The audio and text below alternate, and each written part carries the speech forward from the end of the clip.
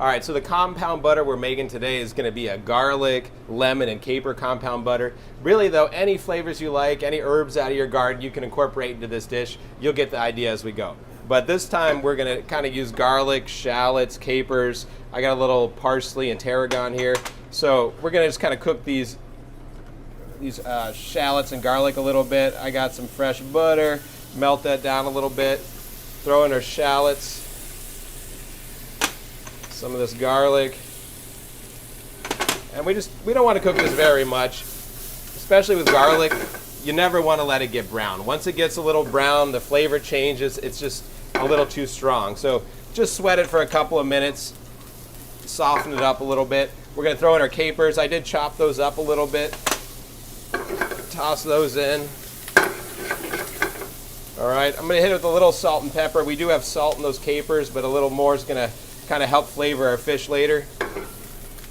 All right, this is really quick. So throwing in my parsley and tarragon. Let that go for a second. And then I'm going to kick the heat up, add some white wine.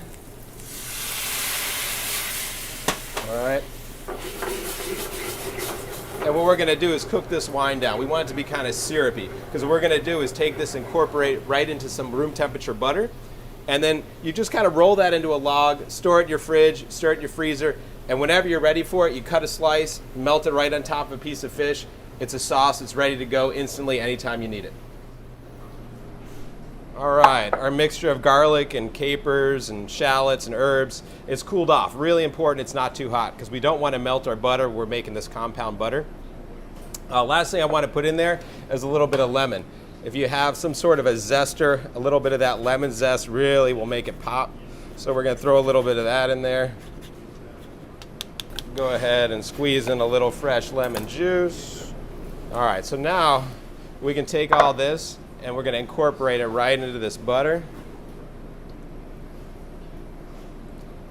Just keep stirring until all that liquid's been mixed in. If you have wax paper, parchment paper, something like that, go ahead and lay some kind of right in the middle. You can make it sort of even, it does help. All right, so now the trick is you're going to fold it over halfway, kind of flatten it out. Take anything that you got that's flat. I got a plate right here, and what I'm going to do is just kind of press down, apply a little pressure, and it's going to spread out for me.